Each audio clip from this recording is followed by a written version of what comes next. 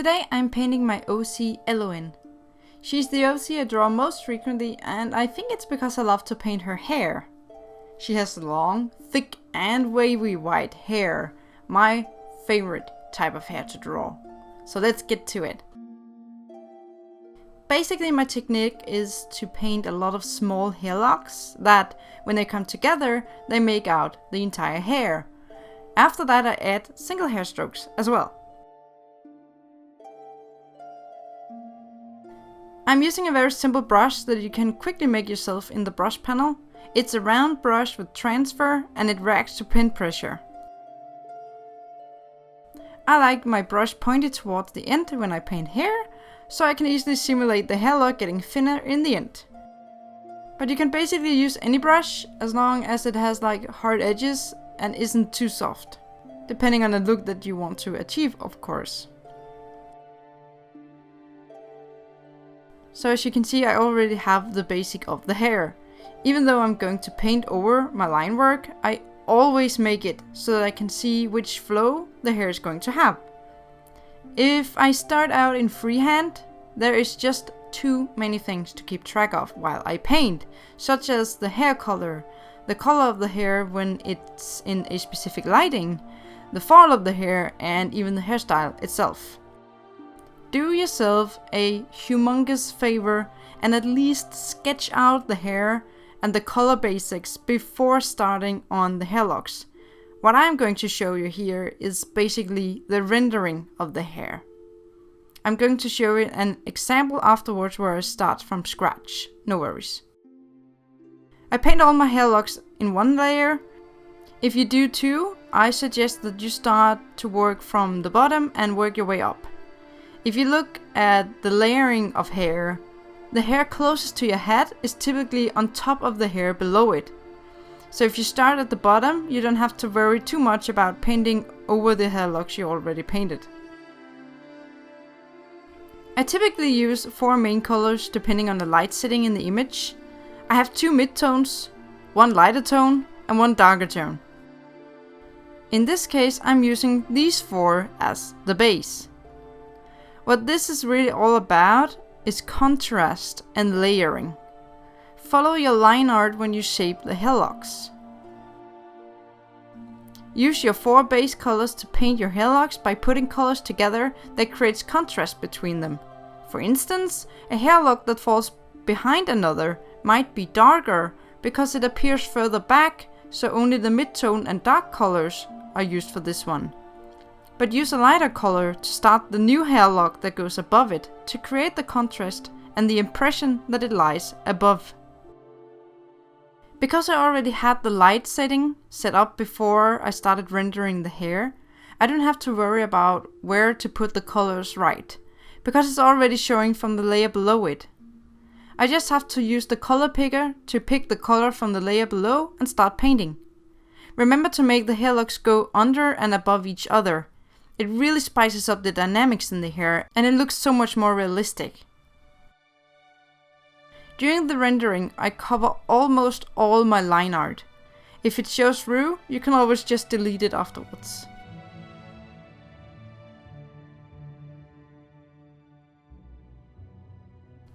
When you're done with your hair locks, create a new layer and start painting single hair strokes. I usually just use the standard rounded brush in Photoshop for this part, because it doesn't have transfer and I really need these hair strokes to stand out and be clear. The reason I create a new layer is because it's very easy to accidentally add too many single hair strokes. If you do that, the hair will seem over-rendered compared to the rest of the image, so by painting them on another layer, it's easy to erase them again or just turn down the opacity of the layer.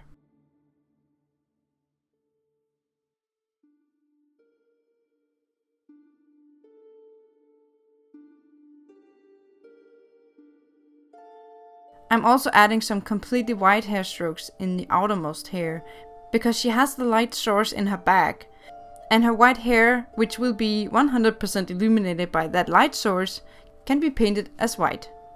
It also adds to the illusion that her hair is thinner towards the sides.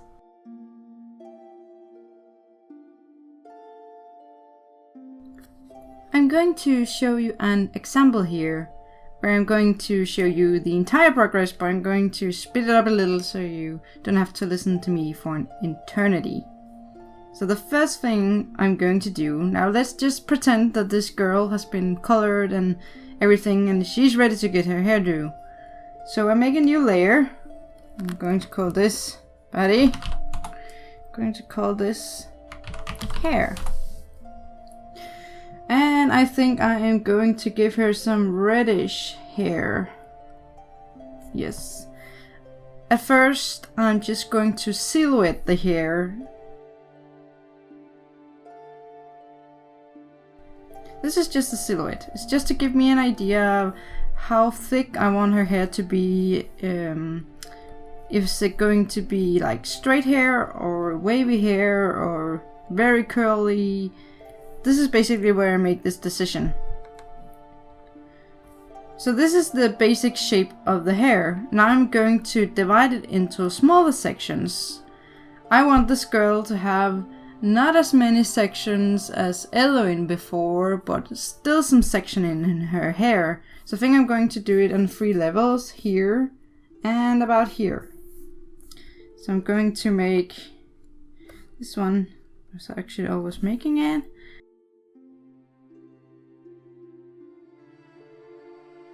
You get the idea. I'm just going to section the hair.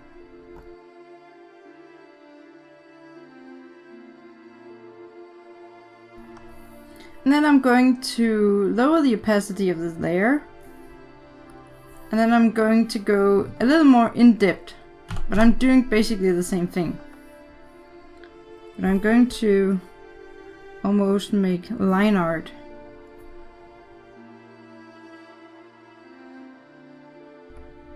These are basically going to be my individual hair locks that I'm going to render later.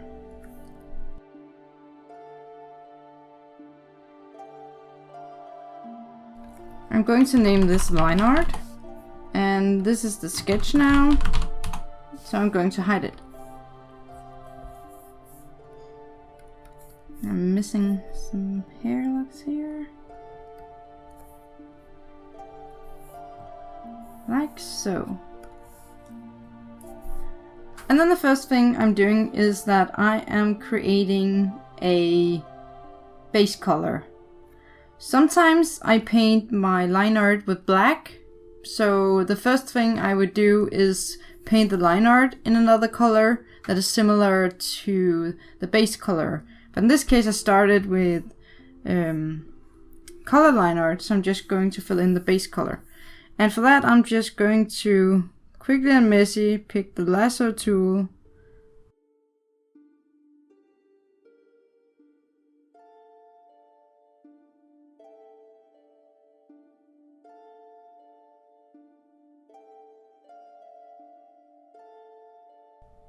I'm going to put my base color there underneath the line art layer to start. I'm going to pick this color.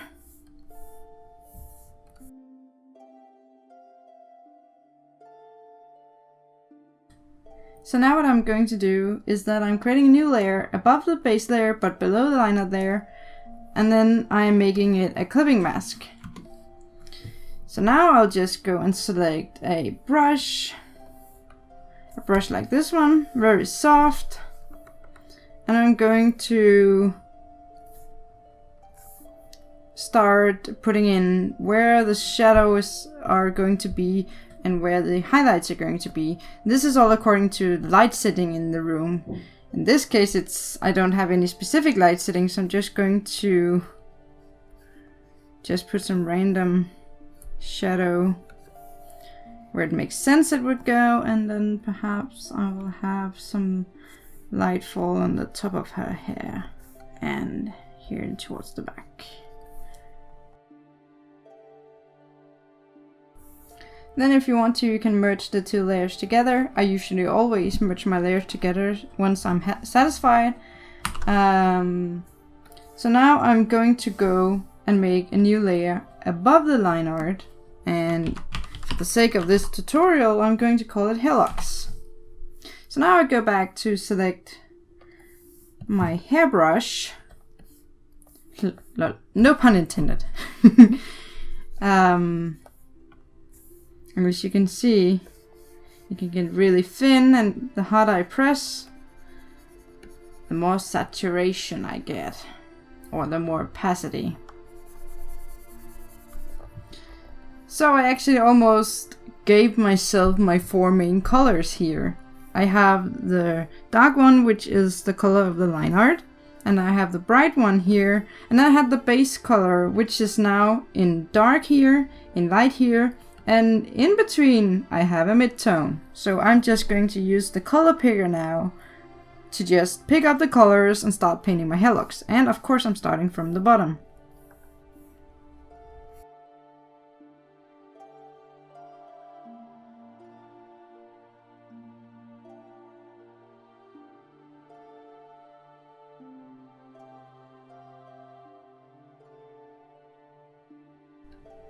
So as you can see, I'm just starting out with the bottom hairlocks and just moving my way upwards.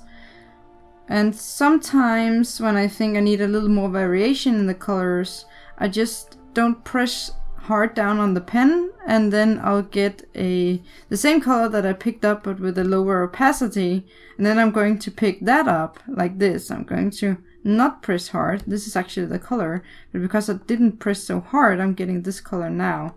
And I'm going to use that one as a new color.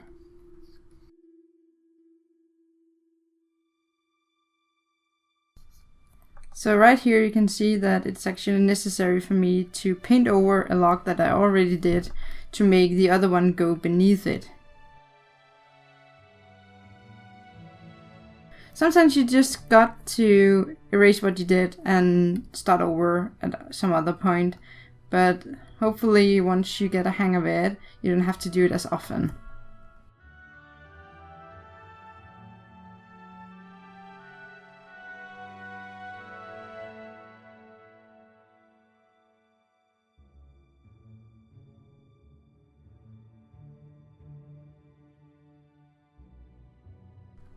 Remember to blend your layers together or your contrast together once in a while. Otherwise you get like these really clear strokes and it doesn't exactly look realistic at all.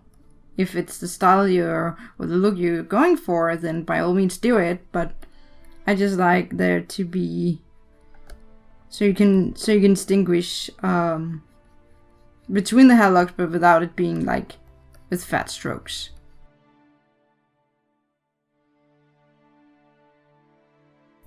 So this is the progress. As you can see, it looks very blocky right now. But what I usually do to avoid it being blocky, I'm going to take, let's see, there are 2 dark colors here and there's a lighter tone here. So I'm going to pick up the lighter tone and then I'm going to extend some part of that into the other parts like this. And with the same, I can take the darker one here and extend it down into the lighter part. This way you avoid that blocky look, and if you keep rendering it harder than I do right here, it's going to look amazing.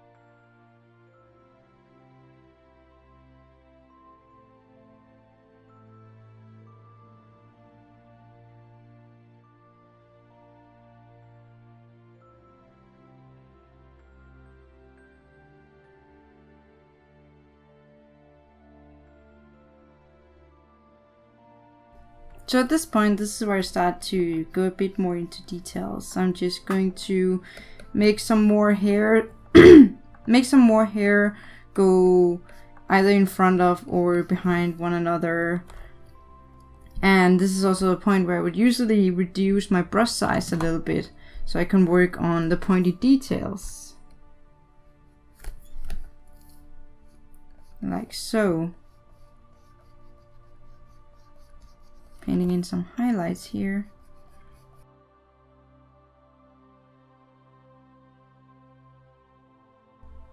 Be careful not to put too many light hair locks into the part that lies in shadow, because then it will seem like you don't have an light composition for your image. It will just seem like the light and the dark in the hair is evenly distributed all over her entire hairdo.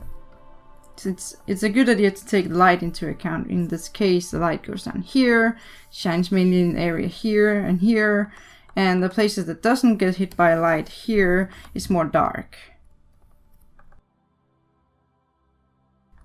And at this point, I'm just starting to clean up a bit the places where I painted on her skin or didn't press the brush hard enough for the color to be bright enough or saturated enough.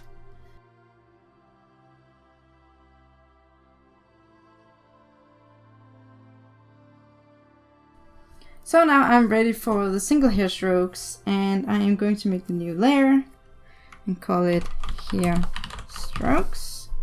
Going to use the basic rounded brush, and I'm going to make it a lot smaller. Yeah, like that.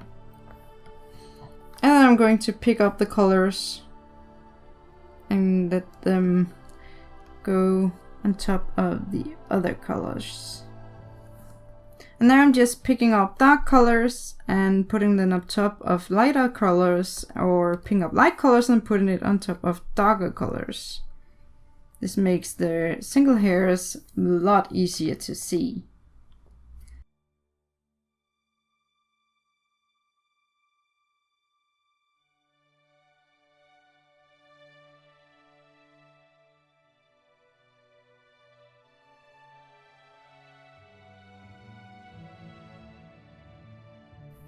I usually don't take the darkest color and then go over the lightest areas, because it makes it look a bit unrealistic. Because why would you have completely dark strands of hair in a well lit area of the hair? So it makes sense to take the brighter colors and go over the brighter areas, but still over the other colors so you can create the contrast.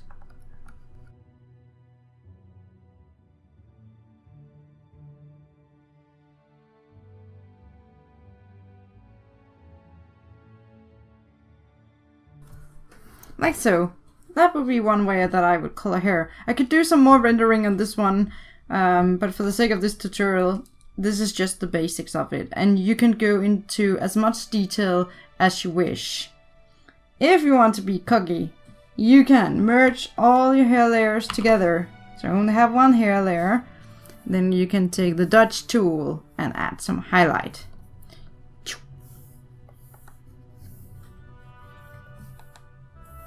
Or add some shadows.